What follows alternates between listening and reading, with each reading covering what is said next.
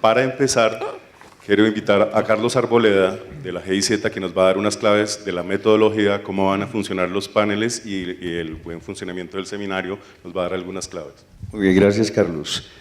Buenos días a todos, a todas. Voy a dar, digamos, las indicaciones generales de lo que vamos a trabajar y de la manera en cómo lo vamos a hacer. Bueno, la figura de la metodología de cada panel va a ser, bueno, una breve presentación. Cada panel va a tener panelistas y un moderador.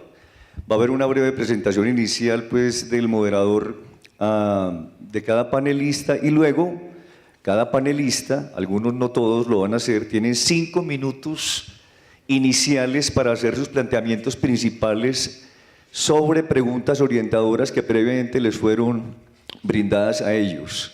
Después de esos 5 minutos, que algunos tomarán, algunos panelistas, algunos no, va a haber entonces ya una discusión general. Siempre esta discusión general, y en ese sentido quiero agradecer pues la dedicación del equipo del instituto, que ha tenido el rigor de sentarse, construir unas preguntas orientadoras que son alrededor de las cuales queremos que se discuta y que haya el panel. Ya durante el panel, pues pretendemos que haya más fluidez entre los panelistas. Para ello le pedimos que intervenciones sean breves en la medida de lo posible, no superficiales, sino breves, para que sea más dinámico, digamos, el asunto. Luego de que termine, digamos, esta hora y media de discusión con base en esas preguntas orientadoras, hacemos un refrigerio.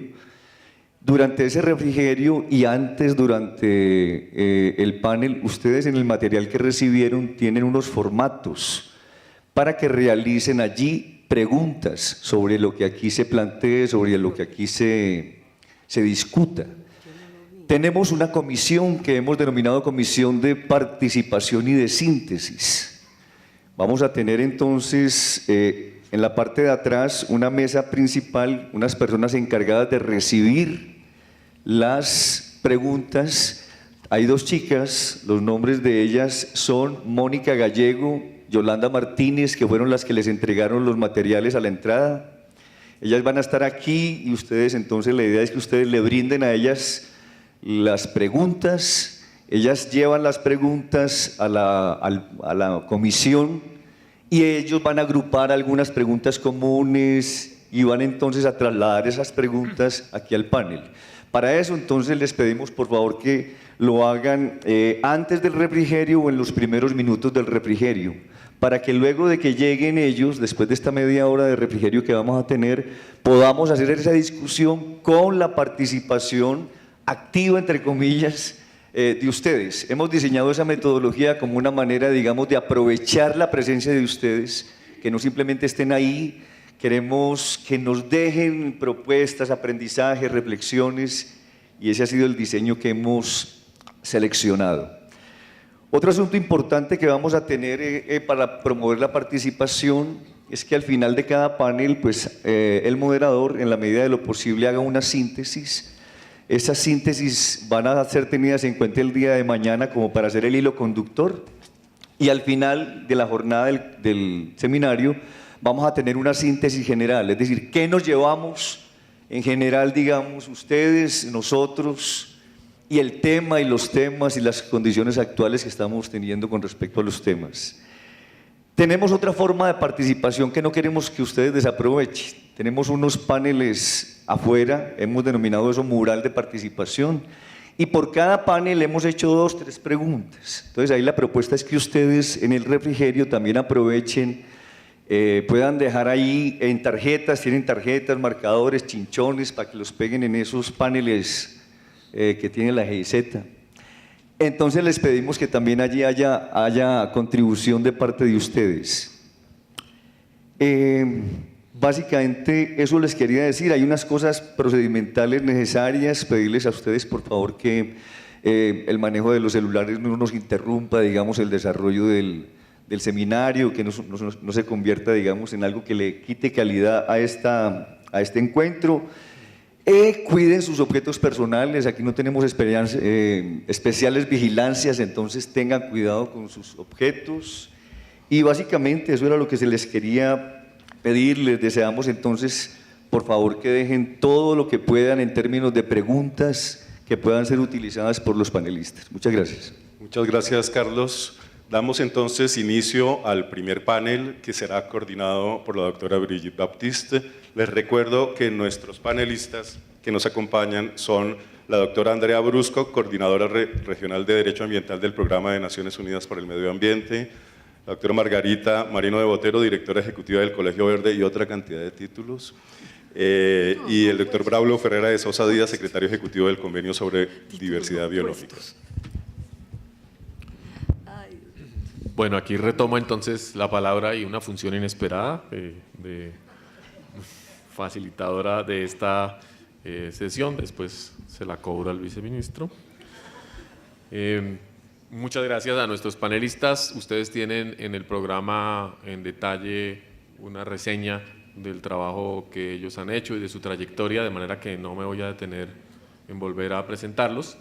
Le voy a pedir a cada uno, empezando por Braulio, a continuación Andrea y finalmente Margarita, que presenten una visión en su quehacer o derivada de su quehacer institucional sobre el tema de gobernabilidad de la biodiversidad a través de las escalas y la evolución, digamos, de la institucionalidad, cómo la ven, cómo está funcionando.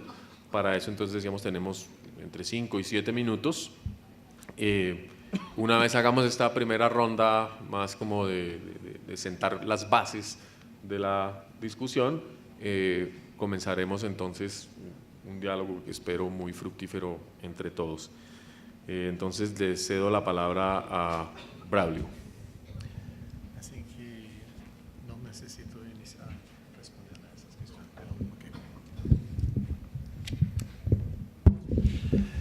Buenos días a todos y todas. Gracias, Brigitte, por la invitación. Empiezo pidiendo disculpas por mi malo español. Yo soy brasileño, pero hablo un buen portuñol, así que creo que vamos a podernos comunicar bien. Yo he trabajado por 20 años para el Ministerio de Medio Ambiente de Brasil, así que tengo esa experiencia fuerte de trabajar para el gobierno, pero claro, antes yo he sido un científico y sigo manteniendo los vínculos con la universidad y creo que la investigación es clave, la educación es clave y también el trabajo con la sociedad civil, ¿no? Y así que voy a dar algunos ejemplos de Brasil. Me perdonan por eso, no tengo suficiente conocimiento de todas las cosas que pasan acá en Colombia, pero pienso que compartimos muchos de los problemas y situaciones, ¿no? Yo he dedicado parte de mi atención para el marco político global de la biodiversidad, ¿no? Que se estableció en la Cumbre de la Tierra en Río en 92, ¿no? Con el establecimiento del Convenio sobre la Diversidad Biológica. Y quizá ustedes saben que eso no ha sido el principio de las cosas a nivel internacional sobre la biodiversidad. En realidad, tenemos más de una centena de acuerdos, protocolos, tratados que tratan de distintos componentes de la biodiversidad. Pero se concluyó que la mayoría de esos acuerdos anteriores no tenían las condiciones necesarias para una mayor efectividad, porque eran tratados que consideraban apenas una parte muy específica de componentes de la biodiversidad. En general, no contemplaban los aspectos sociales y económicos que están a la raíz de las causas de la pérdida de biodiversidad. Y eso nos ha llevado a establecer el convenio de la biodiversidad, ¿no? Que tiene 3 objetivos. Conservación es el primer objetivo, pero no es el único.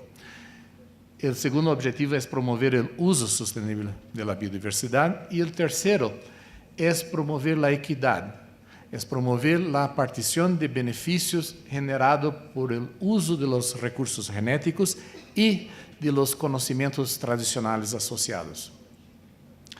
E, claro, esses três objetivos são complementários e se espera que possam reforçar um ao outro, não?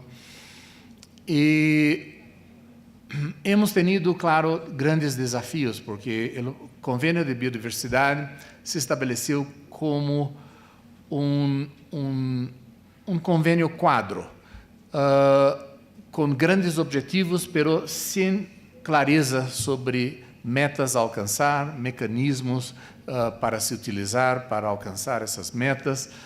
E assim que hemos gastado quase 20 anos de negociações internacionais para aclarar a todo isso.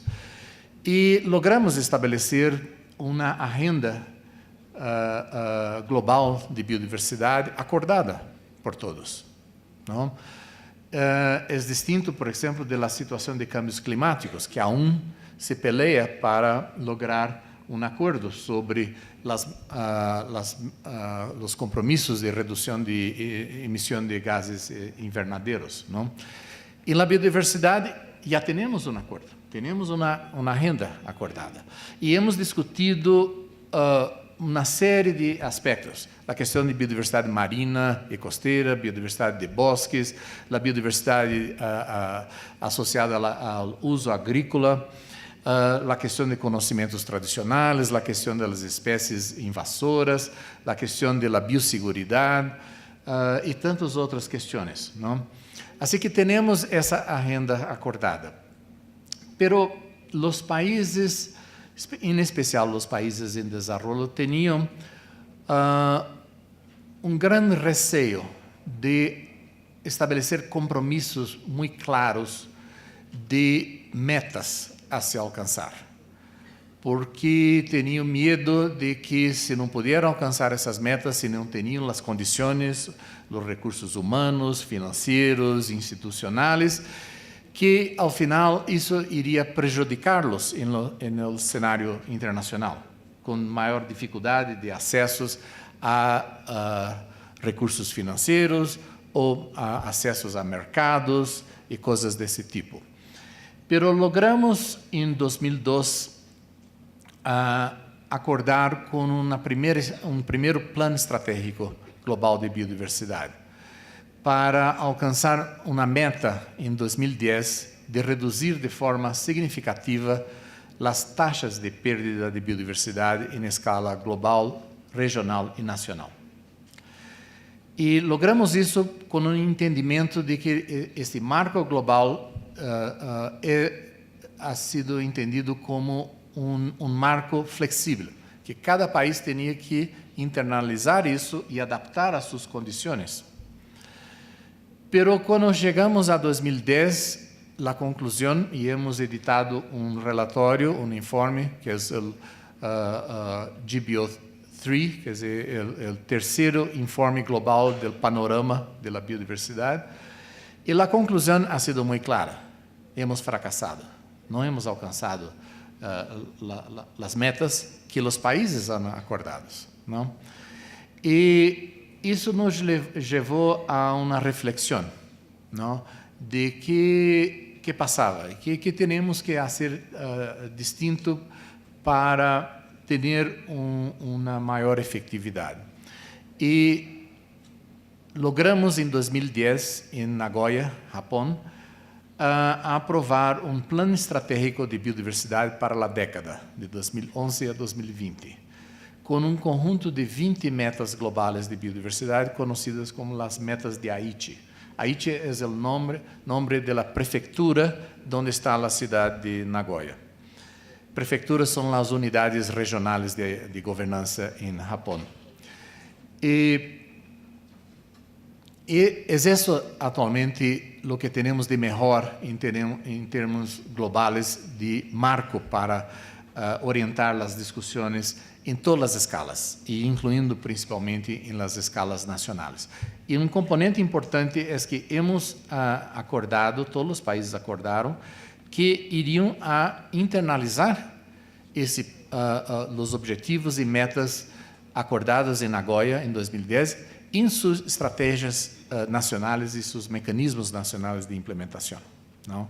Eso es un proceso que está en curso y aguardamos a conclusión de ese proceso acá en Colombia, ¿no? Y eso es muy importante porque el Convenio de Biodiversidad parte de una premisa muy clara, que es reconocer la soberanía nacional sobre los recursos biológicos. Esa es la base de todos los acuerdos de la biodiversidad. Isso cambia completamente como se tratava, como se veía, como se compreendia as questões de biodiversidade antes disso, que era uma visão de que biodiversidade era um bem da humanidade e que qualquer poderia se apropriar de componentes da biodiversidade, fazer o que quiera e sem nenhuma necessidade de negociar com os detentores dessa biodiversidade. Assim que esse é um aspecto muito importante do Convênio de Biodiversidade.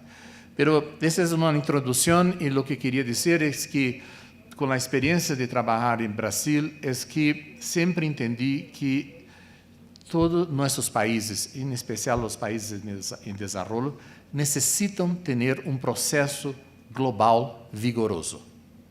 Um processo global ambiental e de biodiversidade forte para apoiar as iniciativas, para enfrentar os desafios que, claro, existem em todos nossos países.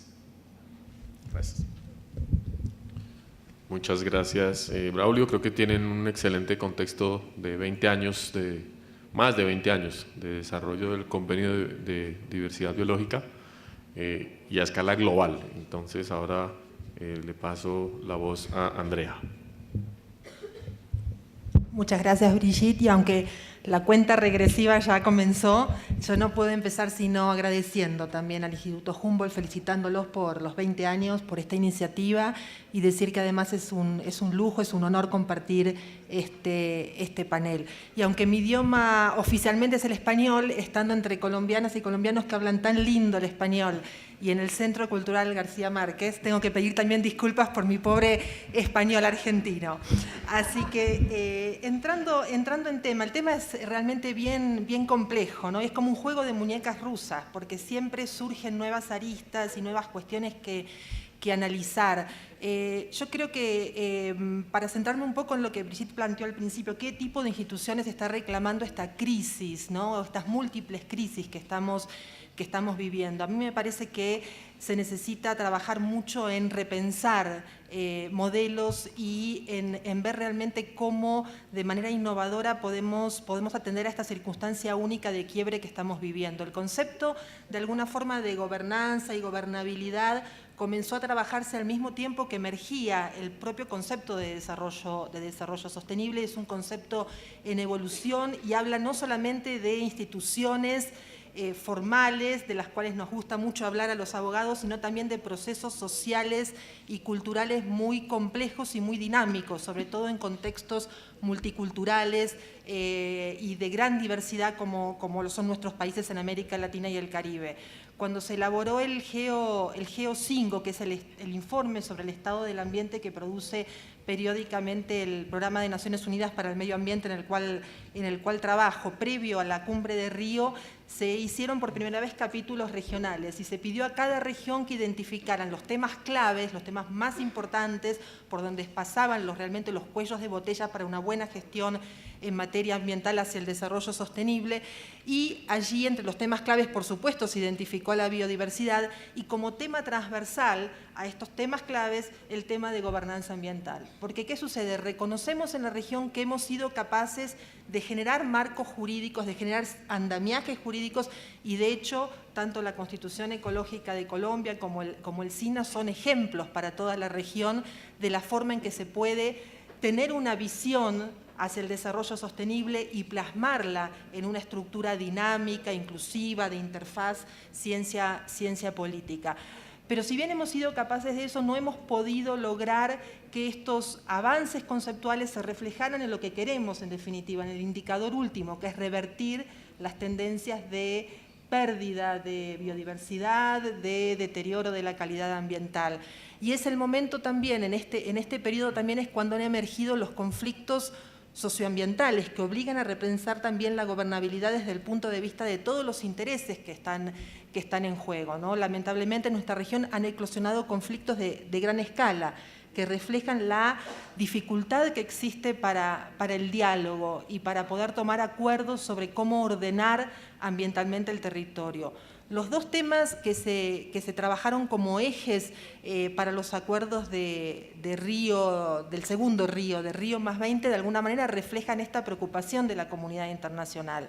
Tenemos desde el año 71 más de 500 metas acordadas internacionalmente, pero no hemos podido avanzar en cumplirlas y hemos generado un sistema de múltiples instancias a diversas escalas que en algunos casos compite entre sí, que ha dejado algunos vacíos y donde falta sin duda coordinación y cooperación. Entonces allí aparecen las palabras habituales, sinergias, coordinación, cooperación, rendición de cuentas, que no pierden valor por el hecho de ser utilizadas, pero que es necesario ver realmente cómo las podemos concretar. Y decía que los acuerdos de Río de alguna forma reflejan esta preocupación porque economía verde en el contexto del desarrollo sostenible nos plantea de alguna forma que tenemos que pensar en un modelo distinto a aquel que ha generado estas múltiples crisis que estamos viviendo y que no solamente el pilar ambiental ha estado desbalanceado, sino que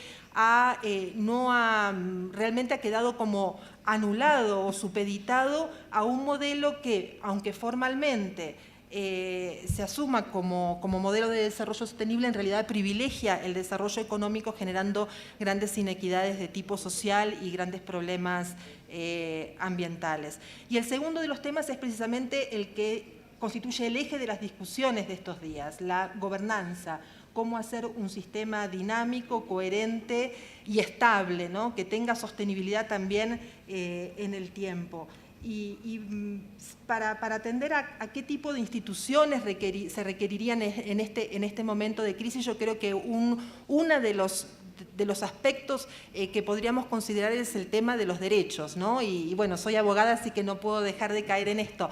Pero simplemente por convicción, ¿no? Porque creo que es muy importante todo el trabajo que se está haciendo de valoración económica, de identificar los servicios que prestan los ecosistemas y de cómo ello repercute en calidad de vida o falta de calidad de vida de muchos de los conciudadanos.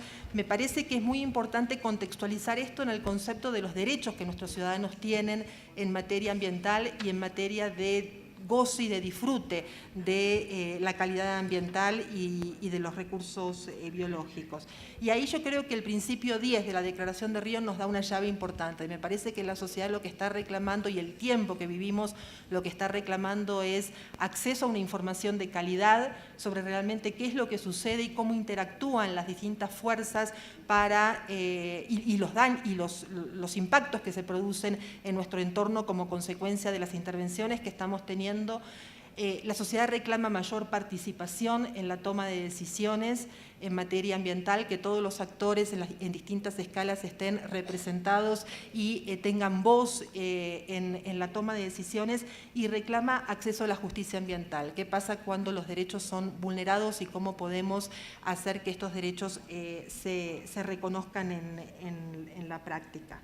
Y allí yo creo que las instituciones, trabajando no en el menú de servicios que pueden ofrecer, sino en cómo pueden atender los derechos de los ciudadanos en materia ambiental, creo que tienen un desafío sumamente importante en el trabajo intersectorial y en el trabajo de incorporar el tema ambiental realmente en las decisiones de políticas que definen el rumbo que toman nuestras economías y que toman en definitiva nuestros países en este tema. Yo dejaría aquí porque estoy ya con un ultimátum por acá, así que muchas gracias.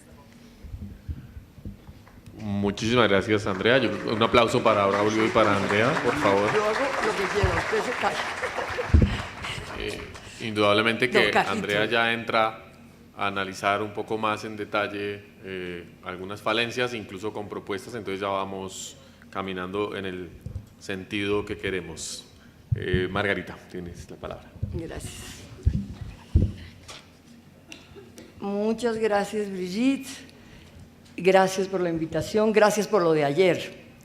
Ayer tuvimos una mañana absolutamente fascinante con nuestros invitados internacionales, discutiendo estos temas en un ámbito cerrado, vital, honesto, deliciosamente confidencial. Por la tarde el viceministro Vieira nos invitó con todos los directores de institutos de investigación y los directores de programas del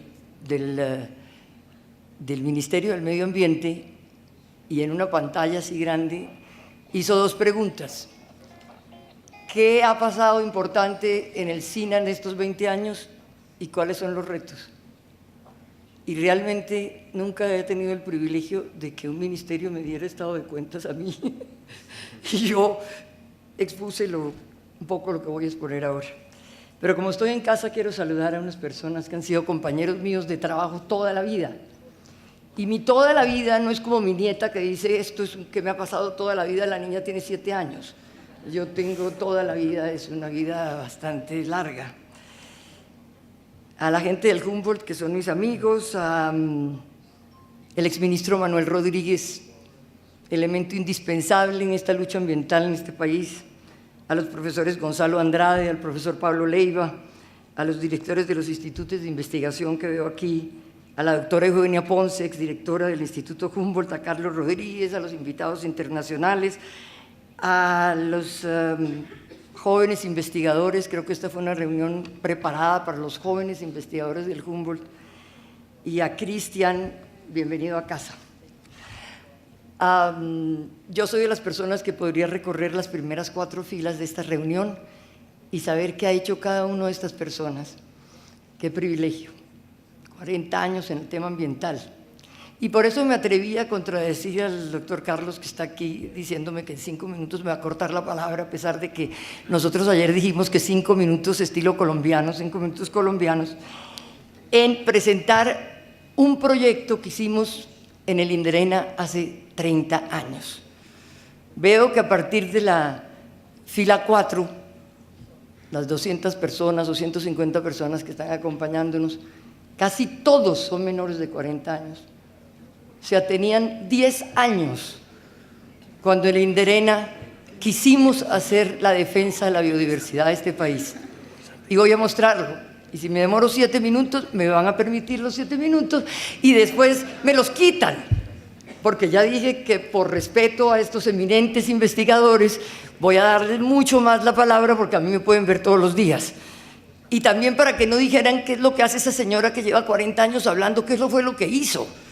También como respeto a esta juventud, porque le debemos, nosotros tenemos una deuda enorme ambiental con ustedes. No fuimos capaces. Lo que pasa en Santa Marta, de que la Sierra Nevada de Santa Marta no tiene agua, que se han disminuido los ríos de este país, que se han contaminado las aguas de los ríos más importantes, que se han deforestado las cuencas, la situación de pobreza en que vive mayor parte de nuestras ciudades. Eso es culpa en alguna parte nuestra. Tuvimos la oportunidad de defendernos y tal vez no fuimos capaces. Quiero presentar la campaña verde, por favor, mientras leo algunas notas que creo que van a ser ilustrativas para la discusión que vamos a tener. Por favor.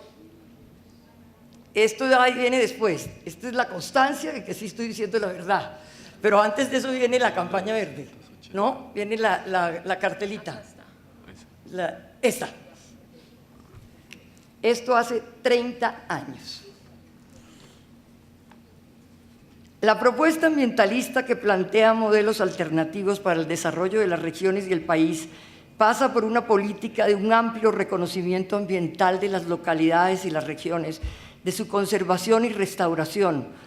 Obliga necesariamente a estudiar los orígenes de nuestra historia cultural y social y ambiental y las relaciones que en todos los tiempos tuvimos con nuestro entorno, ya que estas asimetrías de poder entre el Estado y la sociedad civil no es nada nuevo y entre diferentes visiones vienen desde las raíces de nuestra historia. y para respondernos sobre cuáles deben ser las actitudes y valores en forma constructiva que deben orientar el futuro de nuestra acción en este mundo.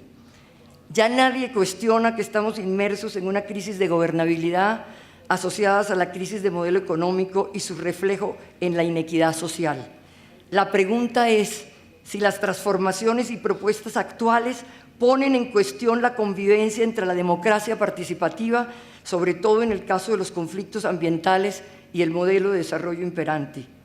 Estas reflexiones son las que los puso en la mesa el Humboldt esta vez con los temas de esta convocatoria: biodiversidad, gobernanza, gobernabilidad e institucionalidad ambiental, todas palabras inventadas desde 1980.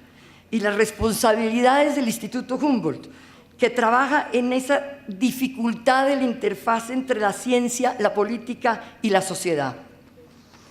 La gobernanza representa una nueva filosofía sobre la acción del Estado, en el cual se asegura una mayor participación de la sociedad civil.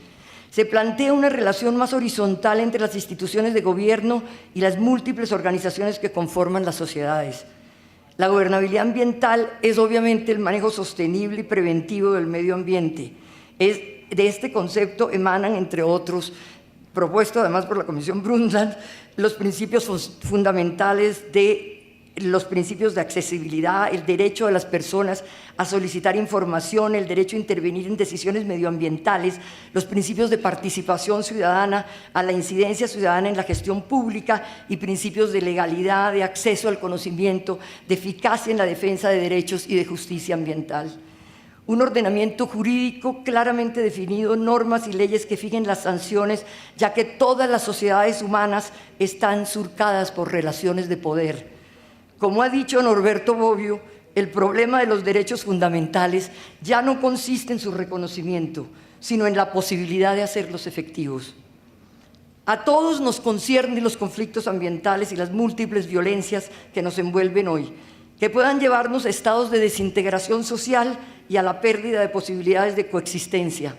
Un modelo de consumo y abuso sin respeto a los límites de la naturaleza y a la dignidad humana priva a las generaciones futuras de la diversidad y el ambiente sano al cual tienen derecho.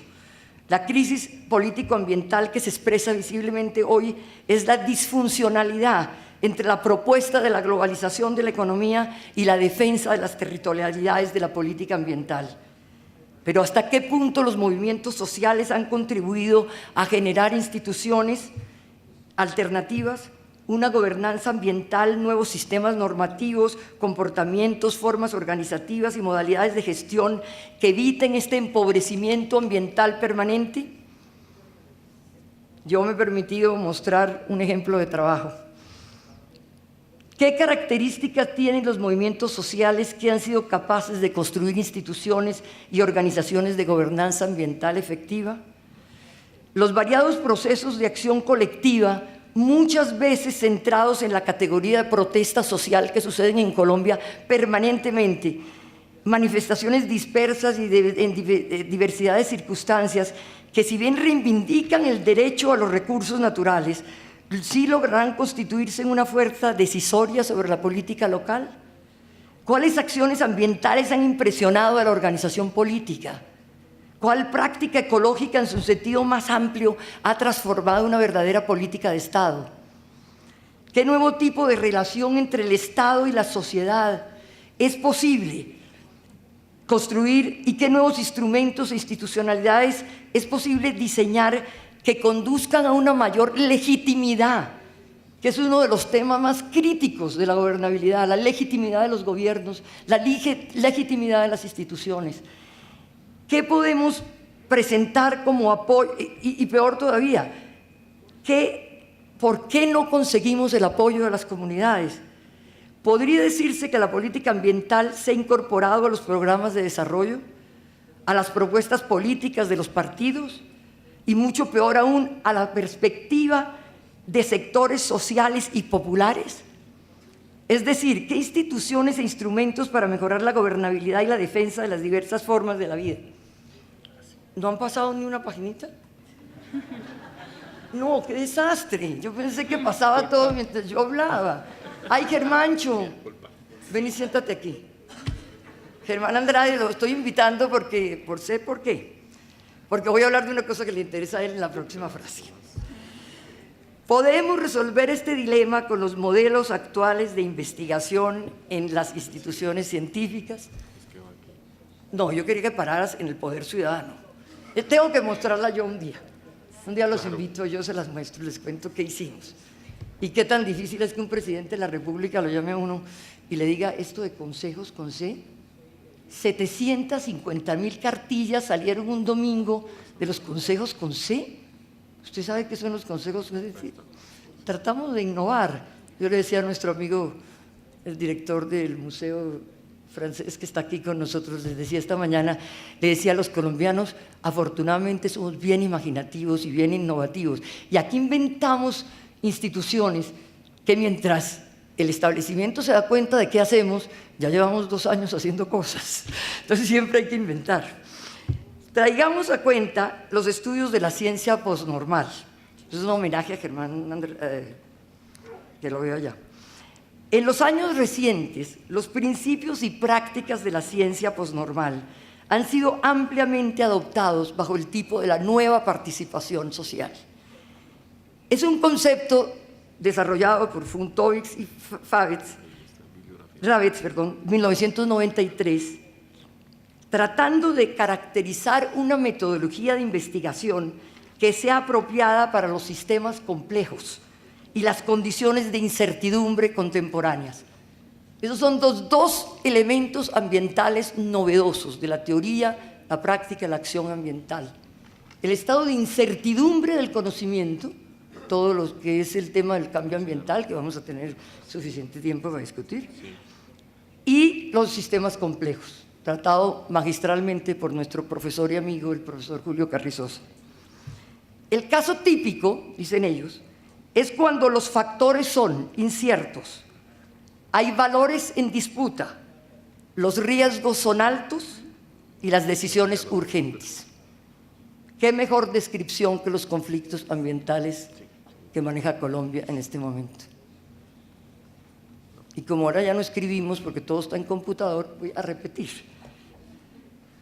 Los factores son inciertos, valores en disputa, diferentes visiones sobre los conflictos, los riesgos son altos y las decisiones urgentes. Ya voy a acabar. A ver, don Carlos, ya voy a acabar. Ya que la investigación de la diversidad biológica, que es lo que nos tiene en este panel, ayuda a todas las áreas de la ciencia a entender cómo son los procesos de la vida y el papel de que cada especie tiene en el ecosistema, sus usos y beneficios, lo que se propone es una comunidad extendida de iguales, compuesta por todos aquellos afectados por un tema en concreto que estén preparados para entrar en un diálogo sobre el uso de los recursos. Esta es ya la constancia de lo que pasó. 750 municipios en Colombia tuvieron consejos verdes. 750 alcaldes municipales nos describieron cuál era la urgencia ambiental. Eso se perdió. Lo que hay que preguntarse es por qué Colombia no adoptó, sino ese, porque al final de este libro hay un comentario que dice ciencia o política, el Inderena metido en la política. Si nos amenazaron fue que estábamos montando un partido político que equivocados estaban, cuando nosotros todo lo que queríamos era recorrer el país y convencer a la gente que en sus propias manos está el destino de los recursos naturales, y que esa frase de Barbara Ward de que pensar localmente y actuar localmente, yo que tuve el privilegio de estar siempre en reuniones internacionales, me daba cuenta que lo que pasaba en Santa Marta ya se sabía, o lo que pasaba en el Cocuy, o lo que pasaba en las localidades, tiene que estar en manos de la gente que sabe más que nosotros de cómo resolver los problemas. Así, las comunidades aportan sus hechos extendidos, que incluirán conocimientos ancestrales y valores, sobre todo históricos. El argumento de la ciencia posnormal es que esta extensión a otras formas de conocimiento es absolutamente necesaria para entender un panorama total de la vida.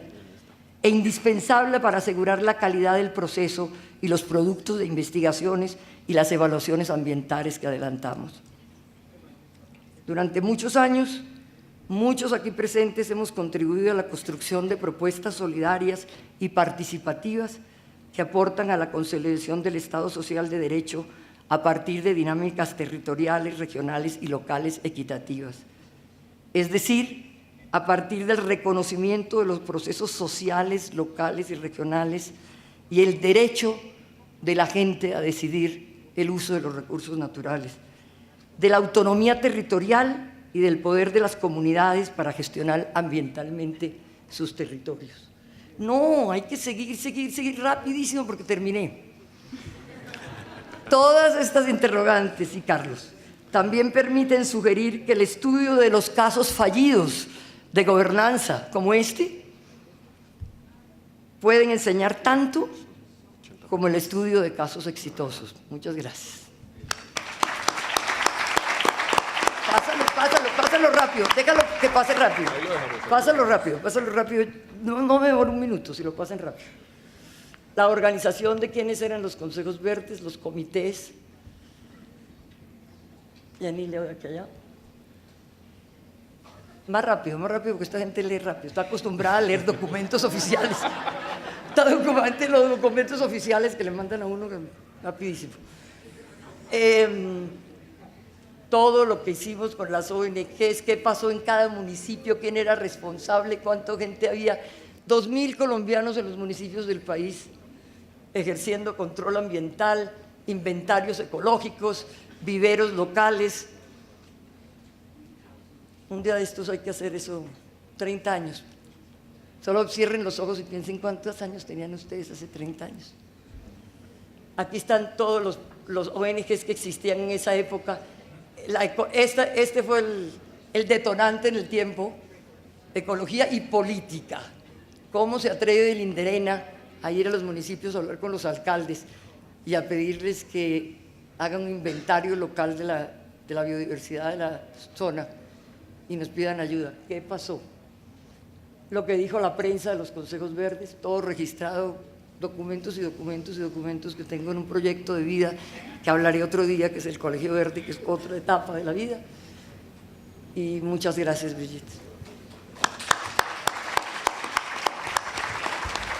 Bueno, muchas gracias, Margarita. Creo que es un recuento fundamental de nuestra historia para reflexionar sobre las expectativas que teníamos cuando se creó el SINA y lo que hubo detrás, incluso previo a la Constitución del 91. Y recuerdo cuando yo estudiaba biología en alguna oportunidad en la Universidad Javeriana a propósito de la solicitud de ilustrar lo que era la biodiversidad en los territorios para la gente, escribí un pequeño ensayo que se llamaba El murciélago municipal, y realmente estamos aún lejos de que cada municipio de Colombia reconozca cuáles son sus murciélagos para cualquier propósito, pero fundamentalmente porque son parte de su territorio y de su vida.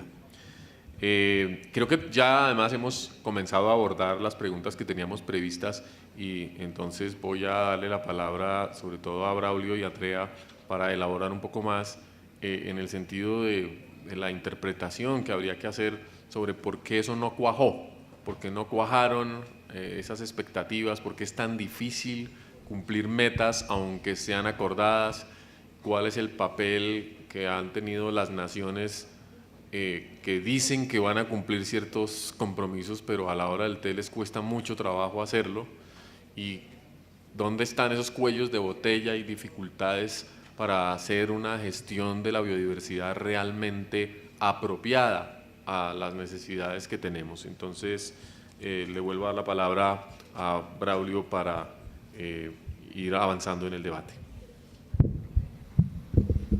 Gracias, Brigitte. Entonces, la pregunta es, ¿por qué fracasamos en la implementación de los compromisos que los gobiernos firman?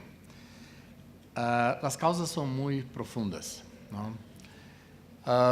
¿Cuántos de ustedes han leído el libro Collapse de Jared Diamond? Por favor. todos tienen que leer mucho más. El profesor Diamond publicó ese libro hace 10 años y trató de presentar un panorama sobre la historia ambiental de las sociedades humanas. Y la realidad es muy triste porque es una secuencia de colapsos de sociedades, en grande parte relacionados con la degradación ambiental, los colapsos y las escaseces de los recursos naturales, la oferta de agua, de alimento y todo más. Eso se repite continuamente. Así que la historia humana, claro, en grande parte de nuestra historia hemos vivido en comunidades pequeñas. Y hasta este punto hemos logrado, en muchos casos, establecer una relación más sostenible con la naturaleza. Y aún encontramos esos ejemplos con pueblos indígenas, ¿no? Pero con el crecimiento de la población humana, y que sigue, y el crecimiento de la economía, del consumo, no somos todavía más sostenibles, ¿no? Y la tradición era que cada vez que se deparaba con problemas ambientales en el pasado, la solución en gran parte ha sido cambiar de local. Entonces vamos hasta otra parte donde hay más agua, más alimento, etc. Pero el mundo es finito, la tierra es finita, ¿no? Y estamos llegando a esos límites, ¿no? No hay más para dónde ir, ¿no? Así que esa solución que ha sido utilizada muy frecuentemente en el pasado no es más posible, ¿no? Pero hay otro libro muy interesante publicado un poco más recientemente, 2 años atrás, por el profesor Jeffrey Bolster de la Universidad de New Hampshire. Y el libro se llama The Mortal Sea, el mar mortal. No porque personas pueden morir en el mar, pero porque el mar está morrendo, ¿no? Él describe la historia de las pesquerías en la región norte oriental del Atlántico, en la costa de Estados Unidos y Canadá, que es una región que había sido las más pescosas del mundo, ¿no? La ciudad de Boston, por ejemplo, toda la riqueza de Boston se ha creado con la pesquería, el bacalhau ha sido la base de la economía de Boston. Y quizá muchos de ustedes saben que 20 años atrás toda la población de bacalhau en esa región se colapsó. Y se ha gastado millones de dólares para tentar recuperar esa población y hasta ahora no se ha logrado. Así que no podemos confiar que todo se puede recuperar, ¿no? Que toda la tecnología y la ciencia se puede solucionar a todo. Hay límites, ¿no? Y este libro del profesor Bolster muestra que este colapso de bacalhau en el principio de los años 90 ha sido apenas el último de los colapsos sucesivos de pesquería en esta región. Así que él describe toda la historia de pesquería en los últimos 500 años en esa región. Y ha habido una sucesión de colapsos, uno após el otro, de diferentes especies de pescado. Y las respuestas de los gobiernos y del sector de pesca ha sido siempre la misma. Es construir barcos maiores y utilizar instrumentos de pescas más poderosos para alcanzar mares más profundos y más distantes. Así que, claro, el resultado es más pesca no sostenible. Pero, seguidamente, en todos esses colapsos, la respuesta ha sido la misma. Es interesante, no hemos sido capaces de aprender, ¿no? Y lo mismo pasa con la cuestión de los bosques, ¿no? Eso es lo que llamamos la tragedia de los bienes comunes, ¿no? Que es un problema de gobernanza. La falta de mecanismos adecuados de gobernanza. Esa es la raíz del problema, que está muy vinculado à questão de tenencia. ¿A quién pertenece los recursos naturales. La cuestión de derechos, como Andrea estaba diciendo, esa es la base, ¿no? Si no arreglamos esas cuestiones, no se puede solucionar los problemas, ¿no? Así que tenemos metas globales, mundiales sobre biodiversidad, tenemos metas nacionales, tenemos constituciones. Colombia acá tiene una constitución muy buena, Brasil también tiene, pero eso no es suficiente. No hemos creado la institucionalidad, la gobernanza necesaria. Seguimos planeando y implementando políticas sectoriales, en silos, aislados. Eso pasa en todos los países, es lo mismo, ¿no? No hablamos con los otros. Nosotros mismos, en la área ambiental, como Margarida decía, tenemos parte de la culpa, ¿no? Porque nosotros pensamos que todo el resto de la sociedad tiene que venir para nos ayudar a resolver los problemas ambientales. Y no pensamos que nosotros también tenemos que comprender los problemas de los distintos sectores de la sociedad y cómo las cuestiones ambientales pueden los ayudar para alcanzar sus objetivos, ¿no? Así que el diálogo tiene que ser en los dos sentidos, ¿no? Y tenemos dificultad con eso. Así que las metas globales de biodiversidad han sido acordadas por representantes gubernamentales de los sectores ambientales. No ha habido participación de representantes del sector de agricultura, de energía, de pesca, de finanzas en esas negociaciones. Así que después, cuando tratamos de traducir esses compromisos internacionales o mesmo os compromissos nacionales hacia la implementación, encontramos dificuldade, porque os outros setores não reconhecem, não compreendem e não veem benefícios para eles de implementar essas agendas, não? Assim que essa é uma dificuldade básica. E a maioria dos países aún não tem políticas de desenvolvimento sustentável. Essa é a verdade acá, em meu país e toda parte, não? Seguimos tendo políticas setoriais que, somadas, o resultado é muito claro, é o colapso, não? E esse é um problema comum. Assim que temos que promover políticas mais integradas para tratar de las distintas questões de uma forma integrada, em termos de políticas, de programas, de implementação, involucrando a todos os atores, não? Isso não é fácil, não? E há que pensar a largo prazo. Colômbia, por exemplo. Qual é o futuro de Colômbia que os colombianos querem? O que querem você? Que visão você tem de Colômbia para os próximos 30, 50, 100 anos? Será que todos os colombianos pensam na mesma coisa? Penso que não há acordo, entendimento nacional hacia o futuro. Então, se não temos esse acordo, como vamos caminhar hacia esse futuro, não? Temos que ter esse acordo, que futuro queremos, esse é o título de la cumbre Rio +20, não? E então ter clareza de quais são os passos que temos que dar para alcançar esse futuro e quais são os mecanismos institucionais necessários, não? Quais são as lacunas que temos, não? Assim que hace falta essa clareza em toda parte, não? E a sociedade tem que, claro, crescentemente a sociedade tem mais acesso à informação.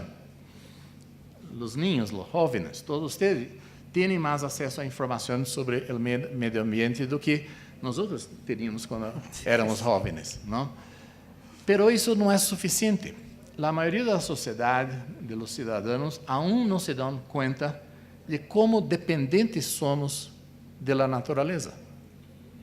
porque vivimos em las ciudades, estamos distantes da natureza. Assim que essa compreensão é fundamental. Assim que não vamos lograr um futuro sustentável se cada de nós outros, enquanto cidadãos, enquanto consumidores, não cambiarmos nossa forma de consumo. O consumo não sustentável é a base. Infelizmente, os economistas não têm outra ideia para a economia senão seguir o crescimento econômico. Isso significa cada vez consumir mais. Esse é um problema bastante sério, não? E, claro, um consumo não sustentável leva a uma produção não sustentável. É o que temos, não?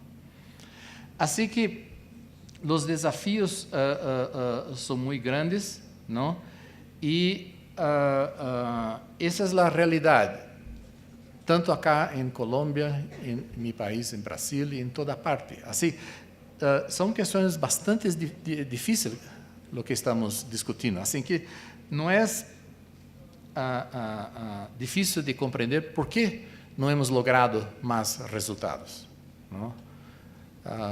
Não é uma agenda transformativa que apenas a área ambiental pode imponer a los países. Nós outros temos que involucrar a todos os setores da sociedade para alcançar esses cambios, porque estamos falando de cambios muito sérios, muito importantes, não? E não vai ser um setor apenas, como o setor ambiental, que vai lograr promover tudo. E o setor ambiental seguramente é o setor mais progressista em todos os países.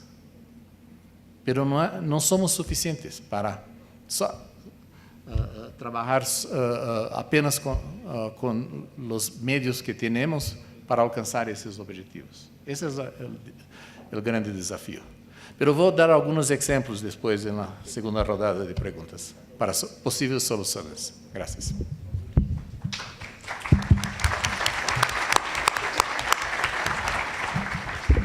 Bueno, aquí sí aparecen cantidades de elementos muy específicos de la experiencia global que tendríamos que contextualizar en la escala, digamos, continental, en la escala colombiana y obviamente también en la local. ¿Qué tanto de todos esos elementos se presentan en nuestro contexto? ¿Cómo los hemos abordado? ¿Los estamos entendiendo? Todas estas limitaciones, cómo hemos reflexionado acerca de ellas. Y no sé si Andrea quiera, bueno, va a profundizar un poco sobre su visión al respecto, pero yo quisiera rescatar, sobre todo en estos tiempos, como decía al principio de crisis, la ausencia de un ambientalismo propositivo, de cómo desde el pensamiento ambiental, así como hace 30 años se inició, más de 30 años, esta campaña verde, por ejemplo, en lo local, cómo se extinguió un ambientalismo constructivo, propositivo, participativo dentro de los esquemas institucionales y tal vez nos asustamos con la piel después, como dicen, de haber cazado al tigre, o hubo otros factores más perversos que fueron subyacentes, digamos, en las luchas de poder y en la estructura del Estado y que tenemos que seguir cuestionando en el presente. Entonces, aparte de eso, ahora volvemos con varias de las notas y espero que ustedes ya estén llenos de preguntas para las 11:30 que retomemos el debate ya con ustedes. Muchas gracias, Brigitte. Claro, estamos hablando de procesos, ¿no?, que requieren tiempos de maduración. Lo que sucede es que los cambios se dan de forma tan rápida, tan brusca y de tan magnitud que nos obligan a tratar de pensar de manera acelerada porque nos damos cuenta que las respuestas que hemos tenido hasta ahora no han sido eficaces, no han sido eficientes tampoco. Yo realmente pensaba reflexionar un poco sobre este tema que también planteó Braulio, ¿no?, el sentido del trabajo intersectorial y la necesidad de salir de lo sectorial para realmente lograr impacto. Yo creo que en esta evolución el sector ambiental, con la necesidad de afirmarse, es como que se contribuyó un poco a ver el tema ambiental como simplemente como un sector más, y un sector obviamente no relevante ante otros problemas que aparecen como más urgentes y más apremiantes en el contexto social y político. Y en ese sentido me parece que este cambio de pensamiento de lo individual, de transitar de lo individual a lo colectivo, de lo inmediato a lo más mediato, no ha trascendido la esfera ambiental. Por eso también el concepto de plantear que simplemente tenemos que tratar de salirnos del modelo y ver cómo nos salimos de este modelo que nos ha dejado relegados como sector. Yo también trabajé en el ámbito nacional, en la gestión ambiental, y me acuerdo que nos poníamos muy contentos en su momento con lo que llamábamos el enverdecimiento de la Constitución, y pensábamos que ahí ya estaba la visión y que todos íbamos a ir detrás del modelo de desarrollo sostenible. Nos pusimos muy contentos con la Ley General del Ambiente, porque decimos, bueno, ahora tenemos leyes ambientales, y incluso en los ámbitos internacionales reclamábamos el espacio para el sector ambiental, nos peleábamos con agricultura y decíamos, no, las competencias son nuestras. Entonces, de alguna forma eso fue necesario en algún momento, pero me parece que ya se requiere también del sector ambiental un liderazgo distinto, ¿no? Un liderazgo que refleje sentarse a la mesa a conversar con otros y en sus propios lenguajes, ¿no? Y ahí sin duda los ministerios de Economía, los ministerios de Planificación, los decisores económicos no solamente del sector público, pero también del sector privado que mueven el conjunto de la economía mundial son muy importantes, y por eso todo el trabajo que se viene haciendo, particularmente en el área de biodiversidad, en la valoración de los servicios de los ecosistemas, poner de relieve la función de los ecosistemas y cómo esto impacta, ¿no? Los costos tanto de la acción como de la inacción. Y no sobre todo los costos de la acción, sino los beneficios de la acción o de la buena gestión ambiental vis a vis los costos de no actuar en la protección de los ecosistemas. Me parece que este es un trabajo que es necesario profundizar y ahondar y comenzar a hablar ese lenguaje. Y el tema de la reactividad de la que hablaba Brigitte, yo creo que también un poco para mostrar la relevancia de lo ambiental hemos ahondado en hablar de la crisis, en hablar de los problemas y cómo los problemas ambientales ya deberían formar parte de la agenda política, porque no se puede dejar para el que viene después a gobernar, sino que ya estallan en la mesa de los que toman decisiones. También ha generado cierta reactividad de los otros, ¿no? De que, bueno, siempre el ambiente como factor disruptivo o como freno o como problema. Y me parece que ahora quizás yo no soy especialista en comunicación, ni mucho menos, pero me parece que también el trabajo y el discurso debería estar más orientado a verdaderamente mostrar todo el aporte que el ambiente significa para el logro de calidad de vida, para el logro de mejora económica, para el logro de equidad, que creo que es el grave problema que tenemos, ¿no? Porque si bien podemos mostrar buenos indicadores económicos a nivel global, sabemos que no son sostenibles porque estamos afectando la base de recursos naturales que sostiene ese crecimiento, y además no reflejan las inequidades internas que son muy graves y muy profundas y que afectan derechos básicos de nuestros ciudadanos. Entonces me parece que todo el trabajo en materia de educación ambiental, todo el trabajo en materia de fortalecimiento de capacidades locales es muy importante y debería profundizarse para que en la armonización de políticas no sigamos ni un enfoque ni de abajo hacia arriba ni de arriba hacia abajo, sino que se retroalimente de manera constante. Y para eso es necesario generar capacidades en todos los sectores y sobre todo a nivel local, aquellos quienes tienen más inmediatez con los recursos y quienes tienen más posibilidades de generar resultados concretos en el terreno. Muchas gracias, Andrea.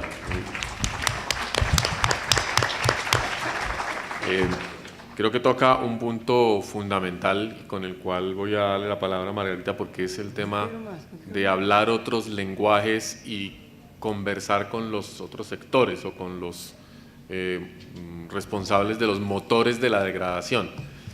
cada vez que hacemos, digamos, algún intento de ese tipo, hay reacciones muy calientes, diría yo. El ambientalismo reacciona de maneras muy drásticas en la conversación con el enemigo, como lo plantean. Hay una visión en la cual ese país que queremos o ese futuro que queremos no tiene espacio para la minería y se pide una moratoria radical a la minería.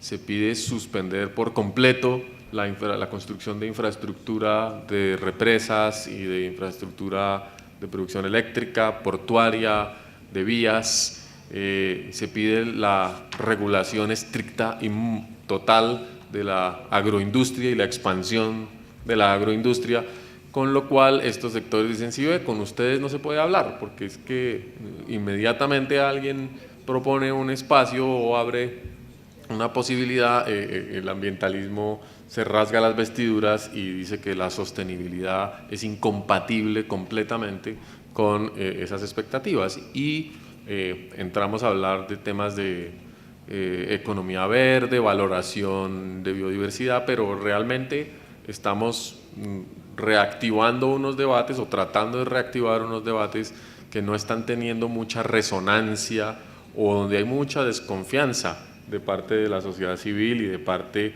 de los movimientos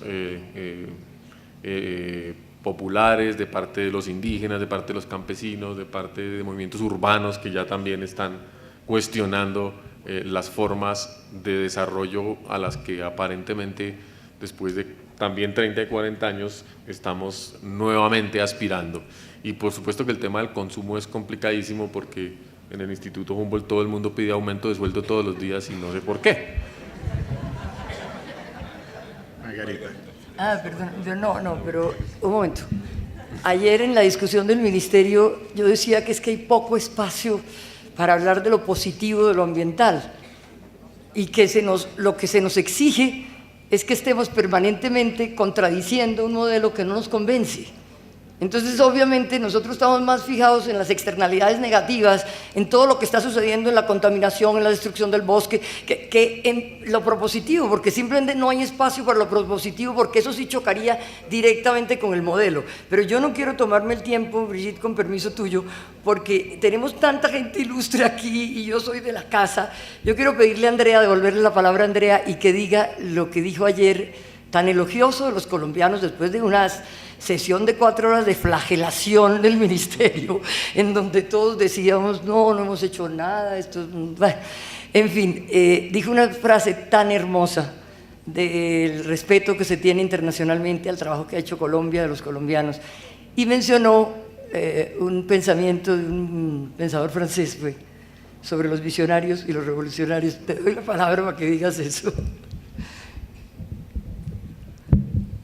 Muchas gracias, Margarita. Bueno, con el permiso de Brigitte. No, ya no hay permiso. Esto es un... No, ayer, luego de escuchar comentarios muy autocríticos sobre el SINA y sobre los desafíos que quedan pendientes, yo les decía que en América Latina realmente tomábamos como un modelo, ¿no?, de visión el hecho de crear un sistema que tuviera distintas escalas, actores del sector académico, distintos ámbitos del sector público, y que lo que nos había costado y lo que sigue costando en otros países realmente pensar en esquemas de este tipo, y de la Constitución Ecológica de Colombia, y a raíz de un comentario también de Braulio decíamos que en realidad esa admiración se renueva, porque para Río +20 fue Colombia quien planteó la opción de los Objetivos de Desarrollo Sostenible como visión superadora de los Objetivos de Desarrollo del Milenio, respecto de los cuales la comunidad ambiental tiene también mucha crítica, porque los ODM me refiero, porque en realidad ha contribuido de alguna forma al que el tema ambiental quedara sectorizado en uno de los ODM y no reflejara el impacto que tiene en otros objetivos de carácter social. Y a raíz de esta iniciativa de Colombia se generó un proceso que acaba de culminar, donde se acordó un conjunto de objetivos de desarrollo sostenible, de metas, y en los cuales se ha logrado, a raíz del trabajo muy coordinado de los gobiernos, de las agencias, de los organismos que han participado allí, se ha logrado un poco embeber, ¿no? ¿Cómo sería? Como impregnar, ahí está, muy bien, impregnar los objetivos que no tienen el título ambiental, que no dice mejora de la gestión ambiental, pero impregnarlos del tema ambiental de alguna forma, ¿no? Entonces abre un camino mucho más, una avenida mucho más amplia de alguna forma para poder trabajar en este aspecto intersectorial que pareciera ser que es la llave para empezar a destrabar todos estos cuellos de botella que tenemos. Entonces, digamos, aprovechando lo que Braulio muy bien nos recordaba de lo que acaba de suceder en Nueva York, yo quiero renovar y aumentar de alguna forma el respeto y la admiración por el trabajo de Colombia y de alguna forma también alentar a que realmente lo que se requiere es innovación, ¿no? Y en eso nuestros países, América Latina y el Caribe, tienen un papel muy importante que cumplir, ¿no? Entonces muchas veces nos vemos como parte de la periferia, pero realmente tenemos mucho para aportar a la comunidad internacional. Y ayer yo recordaba, para honrar lo que pidió Margarita, recordaba a Michel Houellebecq, que es un escritor que a mí me ha interesado mucho, ¿no? Y en una de sus novelas, Las partículas elementales, él habla de... es una novela maravillosa, realmente, para quienes no la han leído. Ella tiene unos años, desde el año 2000, y un poco refleja, no sé si la decadencia o la complejidad de alguna forma de la sociedad europea de fines de siglo, ¿no?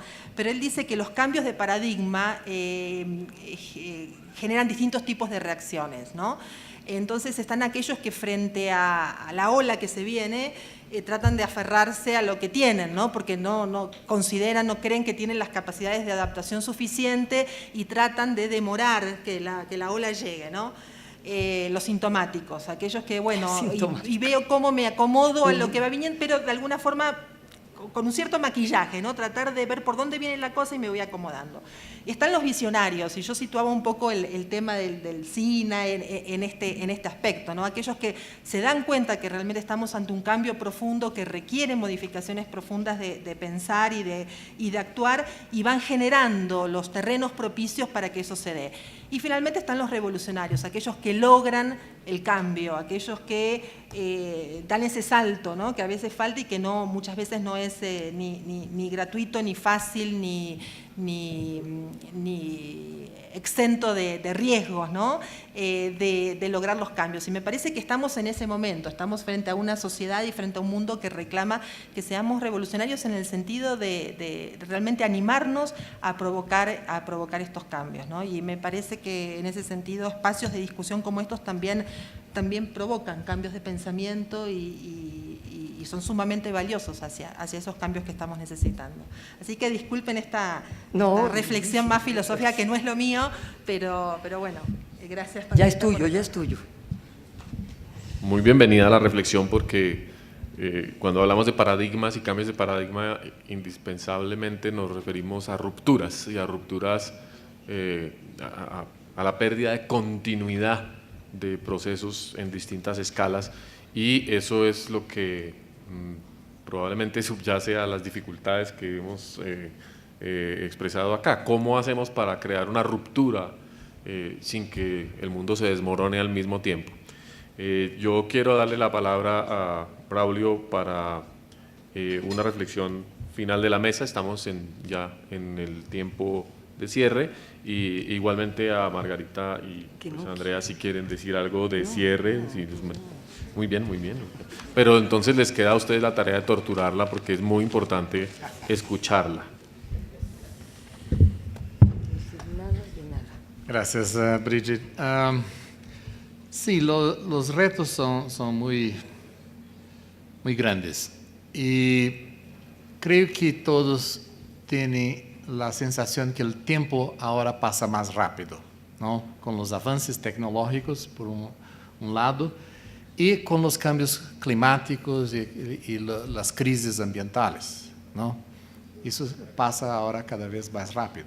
Por ejemplo, en la Amazonía de Brasil, hemos tenido en lo pasado grandes sequías o grandes inundaciones, pero esas grandes sequías e inundaciones pasaban una vez a cada siglo.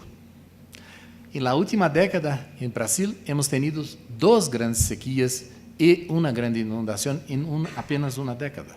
Así que ese proceso está acelerando.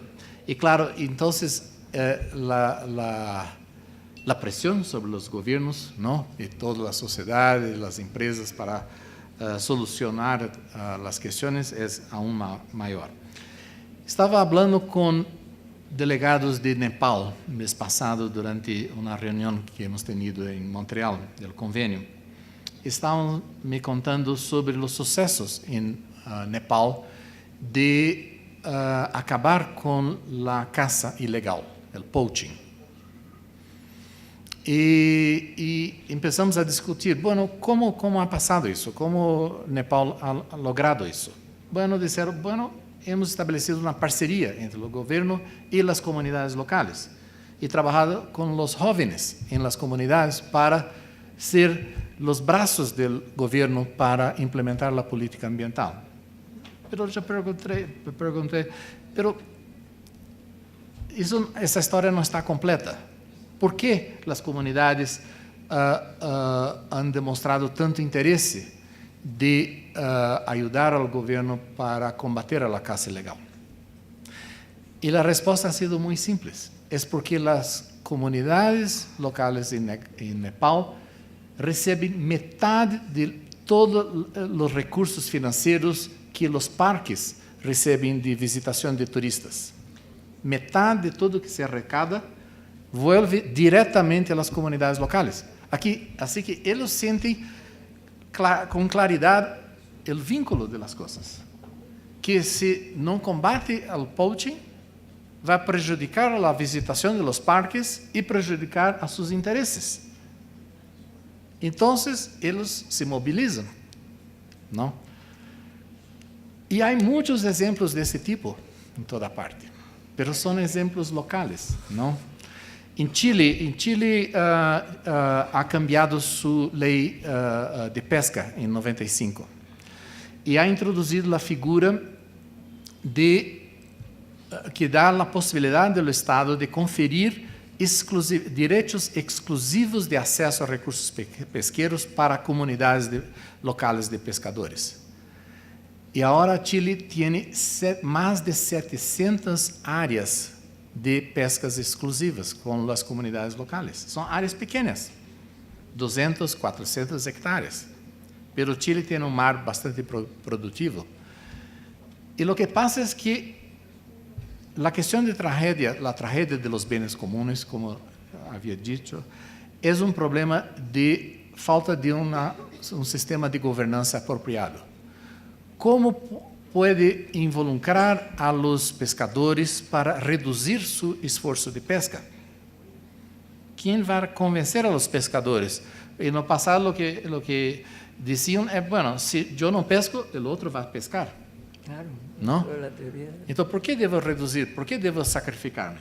Pero teniendo la exclusividad de derechos de pesca en una determinada área, ellos saben que los beneficios que se va a tener de la reducción del esfuerzo de pesca, ellos serán aquellos que van a se beneficiar. Entonces el sistema funciona. Y eso es lo que tenemos que discutir en todas las escalas, desde el local, el regional, el nacional, el global.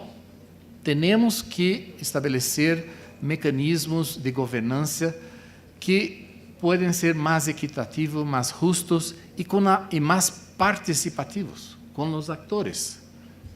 Las comunidades locales, los pueblos indígenas, los industriales, etc. Tenemos que hablar con todos. Si nosotros tratamos a ellos como inimigos, ellos tratan a nosotros como inimigos, ¿no? Y no hay diálogo, como Bridget estaba diciendo. Deixa eu dar um exemplo de Brasil. Brasil é também um país bastante complexo como Colômbia. É um país 8 vezes maior que Colômbia, com uma população 5 vezes maior. Hemos logrado reduzir o talo de los bosques em Brasil, de uma forma muito expressiva. Reduzimos em mais de 80% a deforestação na Amazônia de Brasil. Pero como hemos logrado isso? A ministra de Meio Ambiente, Marina Silva, em 2003, quando assumiu o governo, levou essa questão para o presidente. E lo dicho, esse é um problema mais grande que o Ministério do Meio Ambiente. O Ministério do Meio Ambiente não é capaz de tratar desse tema solo. E solicitou que a oficina da presidência coordenara as ações, involucrando a todos os ministérios que têm alguma relação com a temática. Isso se ha hecho. Assim que a presidência da República ha coordenado um programa para reduzir a deforestação na Amazônia de Brasil, involucrando a mais de uma docena de ministérios e uma série de agências, etc. E hemos tenido resultados. Pero não há uma solução mágica. Não temos uma silver bullet.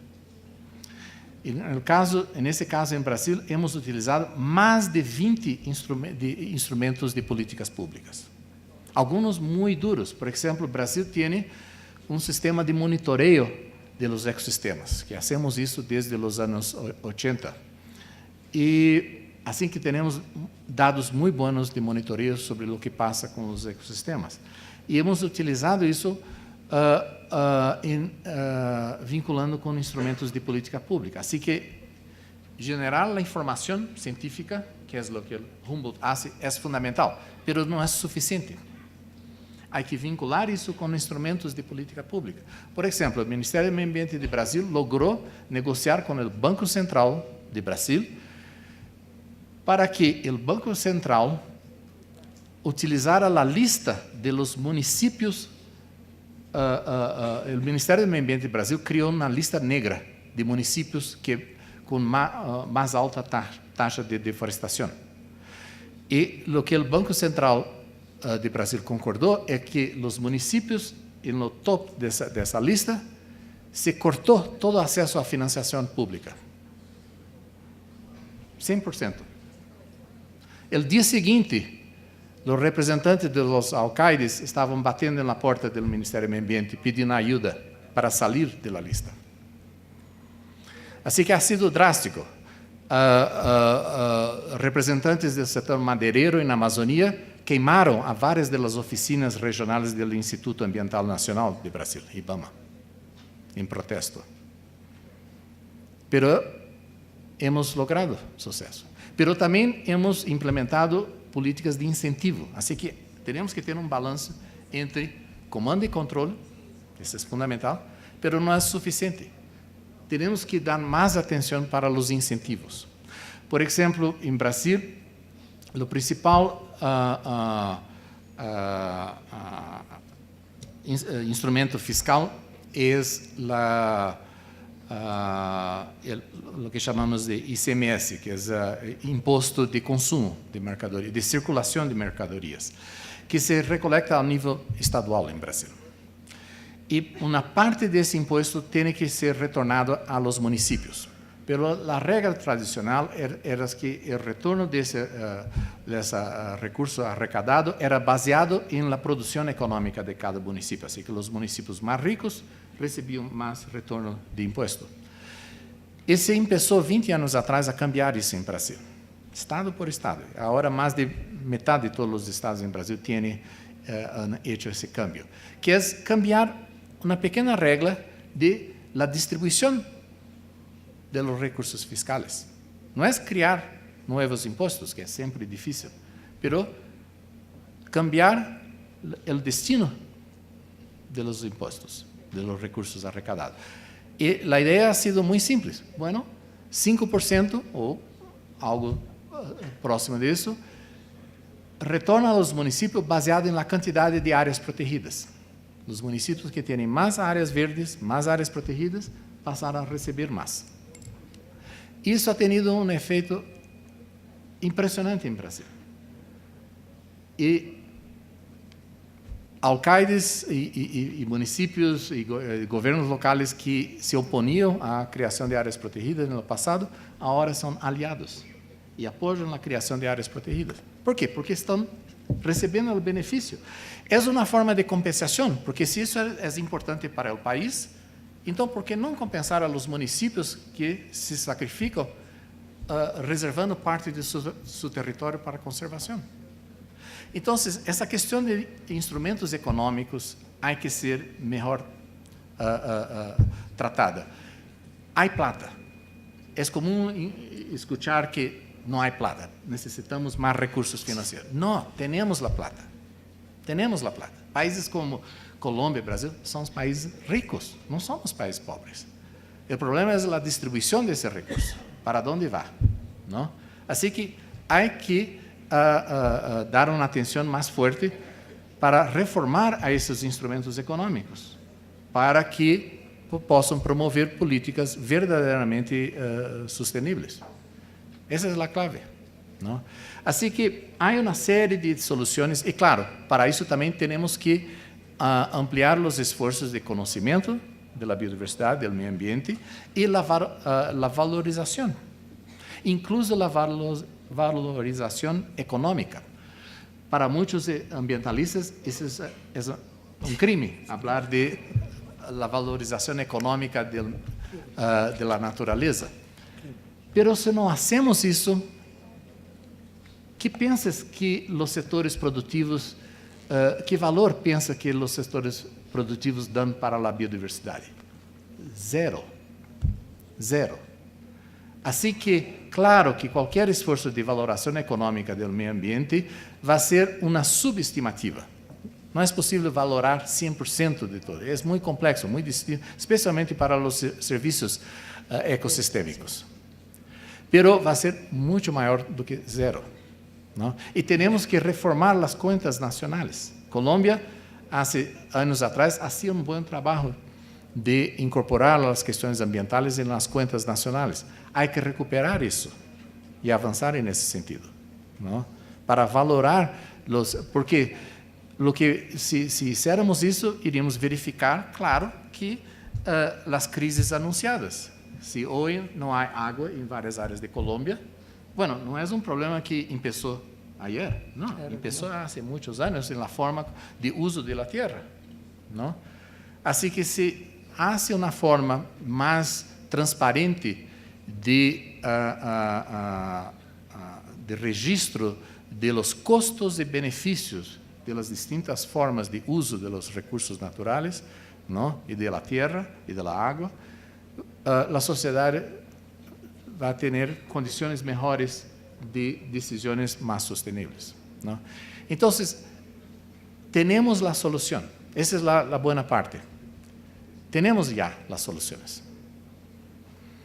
Há que convencer a todos os setores a utilizar essas soluções, não? Esse é o difícil. Muy bien. Bueno, nos queda un minuto para cerrar esta primera parte muy nutritiva del seminario. No sé si, Andrea, quieras mencionar algo. También. Margarita. Bueno, entonces quisiera cerrar simplemente diciendo cómo en la última parte de este proceso, a quien necesitamos aquí sentado es al señor Ministro de Hacienda. Muchas gracias y espero sus preguntas en 15 minutos, por favor, vuelven al auditorio. Bueno, muchas gracias a Brigitte y a nuestros panelistas.